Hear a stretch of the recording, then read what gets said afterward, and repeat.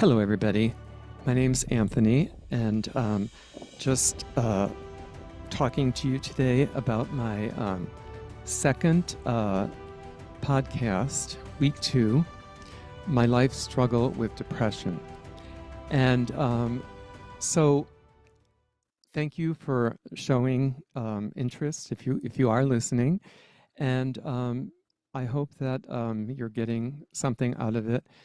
For me, I get something out of every time I do something that's in the right direction for myself, right? I find that working daily on depression recovery is really the most important part of my life right now. So because here's one of the things that I started observing over the past few weeks. When I looked back at, it asks you how many, or there's some questions I've seen somewhere about, you know, the PQ9, and they ask you all those different questions. Well, there's other things that, a psychiatrist or psychologist will ask, like, well, how many depressions have you had? And blah, blah, blah. How many times have you had to take meds for recurrent depressions? There's no way I would even know. I think I counted up about 29, but that's just kind of off the cuff. And if I start writing stuff down, it'll be a whole lot more. And I was freaked out when I started to see all of that information. So I don't really need to see all of that right now, because if I go too much into that, then the anxiety rears its head, and um, that would just make me crash and burn. I don't need to do that. I've already done that. Been there, bought all the t-shirts. And but because what happens is when you are stuck, or when you feel like when you are in the depression, you are stuck, even though you don't know it, and you keep thinking. I kept having these feelings of, I keep feeling like I'm standing in cement, and my shoes, my feet won't move. I can't get out of it. And I think that's what made me understand really the depression again, and how that affects me. For some people, it's like a dark, dark day.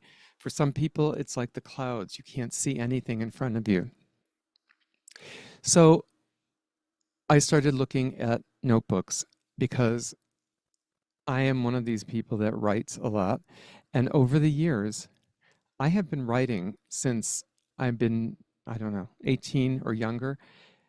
But I have most of my journals, and I'm going through them, and I am finding stuff I totally forgot about, but that's very important. And I think when you're a highly sensitive person, you really do need to start journaling and finding your patterns and finding out what's going to work for you or what's not. And just by writing it down, sometimes it gets it out of you, and it puts it on paper in a form that you can look at it and then kind of observe it. And, it's a little different than it being in your head and just going around there like a revolving door that you can't get out of. So it made me realize how many things that I've gone through. So it's important. It is important to write down the things that you need to write. But when I started to look at, you know, the major depressive episodes, I mean, I'm like, you know what? If I go through all of them, I don't know how long we'll be here, but there has been some major ones. But before I go on with that, I wanted to say, my mother and father both had mental issues. It ran through my family. My uncle was bipolar, by today's standards. They never got the help. Some of them did get the help they needed. Some of them did not. My mother was one of the ones. She died in 1998 of complications to multiple organ failure, diabetes, and being very obese and overweight, over 400 pounds. And again, this was a real struggle for me to watch all of it play out in front of me, because it was very dramatic. You know, I've worked in hospitals, I've worked in hospice, I've worked in all these vent facilities, and never did I think I was going to be doing it. This happened with my mother way before I became a nurse. So it was way before I understood a lot of things. But, you know, so some of the things that I've been reading about, and this is from National Institute of Mental Health, and I'm going to put a link in here also, because it talks about the different types of depression.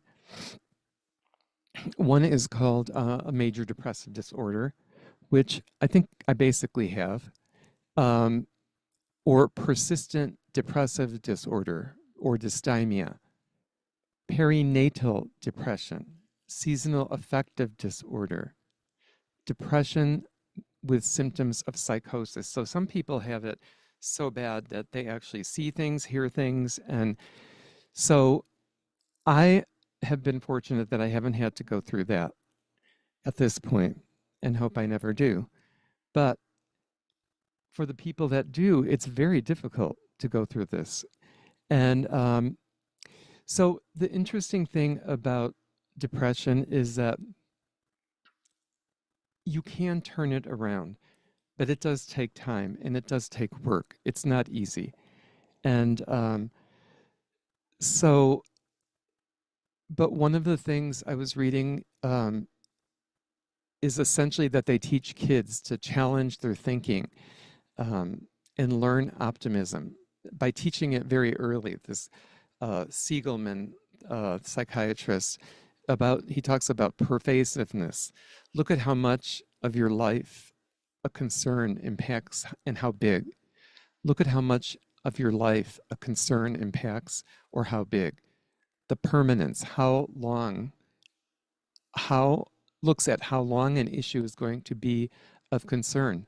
How long? And personalization looks at how much you feel you are able to blame. How much? So those are the three P's in terms of negative explanatory style. So, those are some of the things that he talks about that, if a lot of times if you're depressed those are some of the things you might be doing. So it's about becoming aware of what you're doing and changing it if you can, by yourself or with a therapist or with some help. So, what this whole thing did for me is it made me realize, I've been writing in these journals for over 40 years. And I started looking at other things, like when I was a child, and I used to love to be in grade school drawing. Whenever there was like health class or whatever, I would love to draw the human body, the organs, and look at the pictures and see how things work. I was very curious, kind of like that.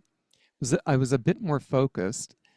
If I no, I'm saying what I'm saying is if I would have been a bit more focused as a kid and not so anxious and depressed about stuff, um, I may have been able to become a nurse earlier or focus that energy into one thing, which I feel like I was never able to. My parents weren't able to focus and direct me, and that is really the time you need that, is when you're younger. I see that now.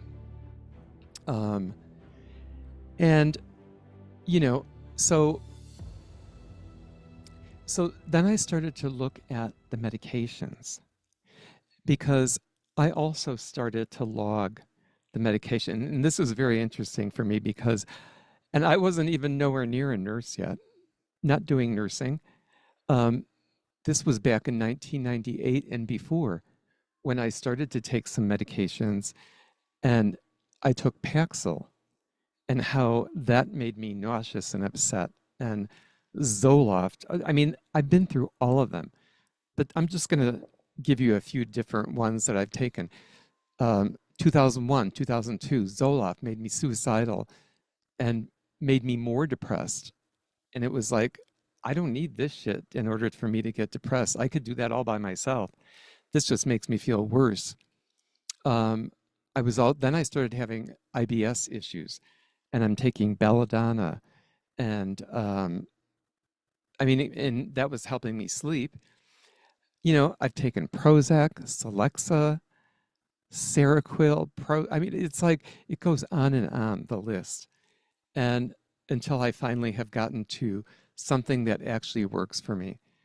But, you do have to, there's no blood test for this. There's no like something you can just take a blood test for and say, all right, this works for me, this doesn't work for me. Um, they have to check, you have to try it and see how it's going to work for you. Zolpidem, oh my God, that stuff. The Ambien, never again. That stuff made me very sick. And um, getting on it and getting off of it. Um, so for me, and then just recently, I've had a horrible reaction from Prolia um, because I've had to take that for not having enough bone density. And I've taken that for too many years now, and I probably have to change that because I recently had a bad reaction. And, I just thought, so you can only take your body can only take so much. And then you've got to like let it go and do something different or figure out what it is you need, because sometimes you can't expect the doctor to know what it is you need. You know more than the doctor knows at some times. And because it occurred to me after a while, not until this week really, that this reaction I was having, and I was having another reaction in my arms. My shoulders were like totally stiff and unable to move right. And I'm thinking, my muscles are going now. What's happening? So then I called the NP and she said, yeah, I think you would definitely benefit from um, the prednisone pack or whatever. So I got that, started taking it yesterday, and it's feeling a bit better already. But you have to figure out what is causing it.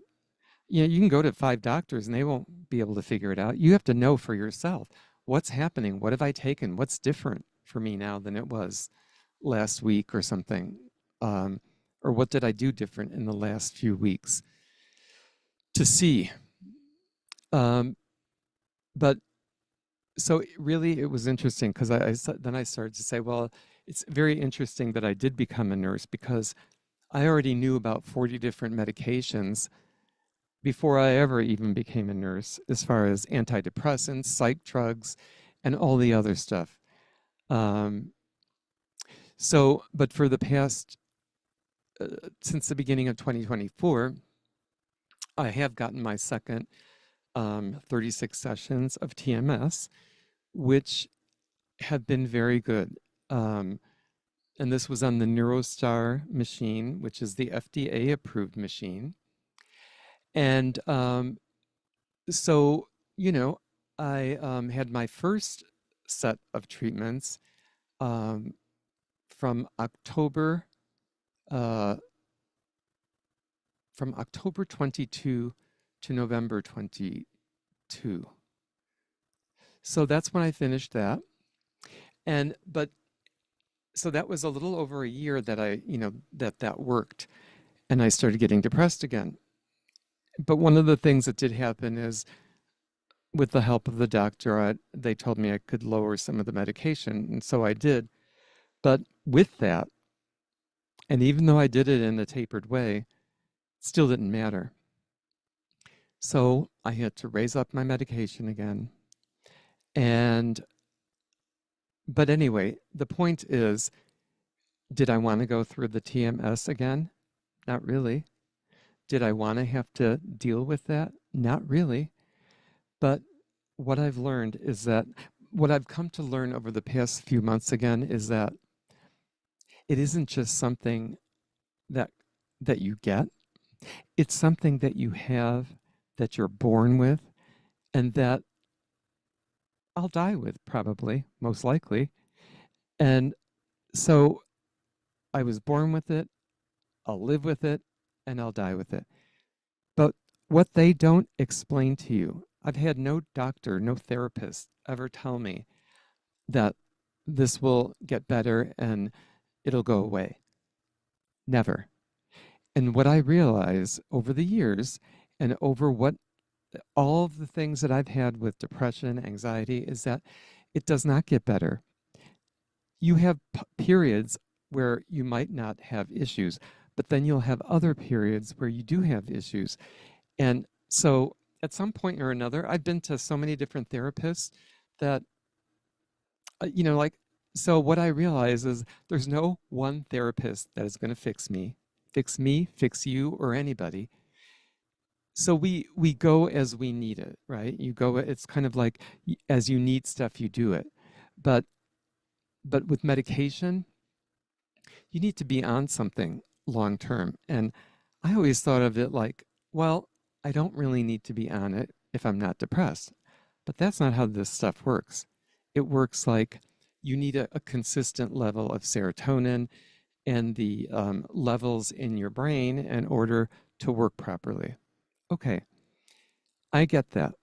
And the other part of this is yes, if you're taking it properly, then and you're getting the neurotransmission, because the other thing that happens here is that our neurotransmitters get clogged up.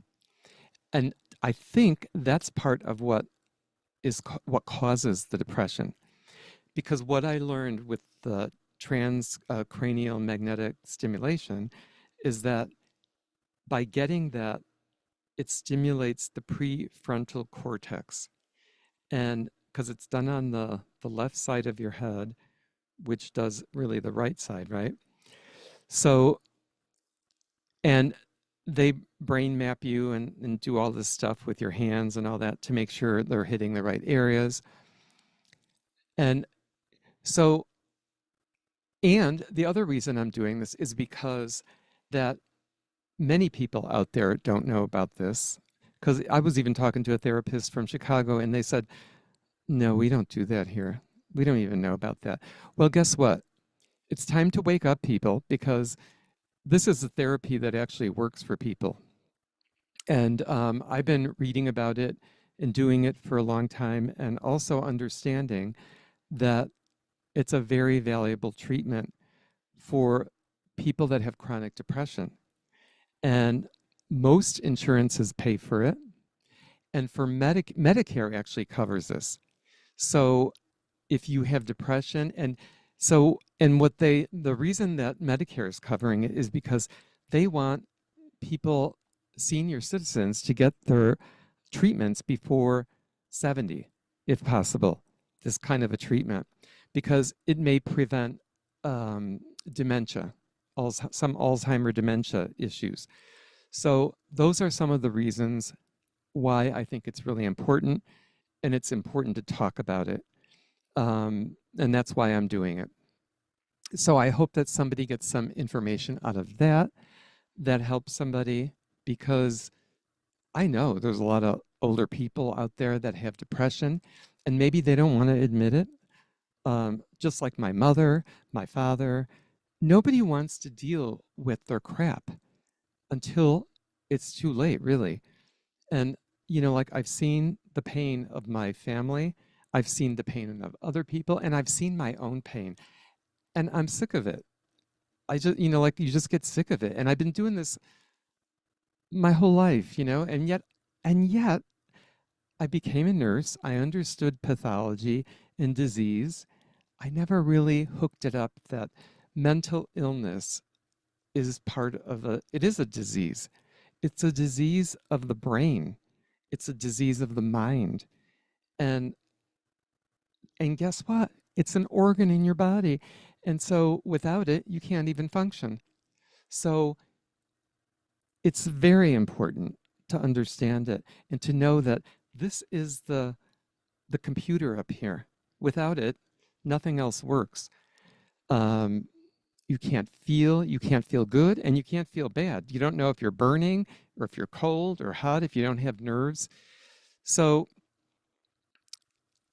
anyway, I did go off on a little bit of a tangent here with that, and but that's my thing about TMS that I wanted to make sure I got in there.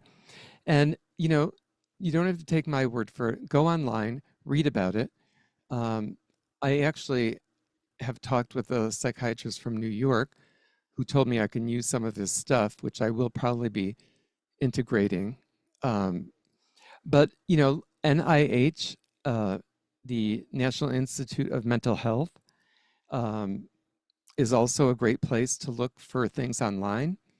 Um, and you know, so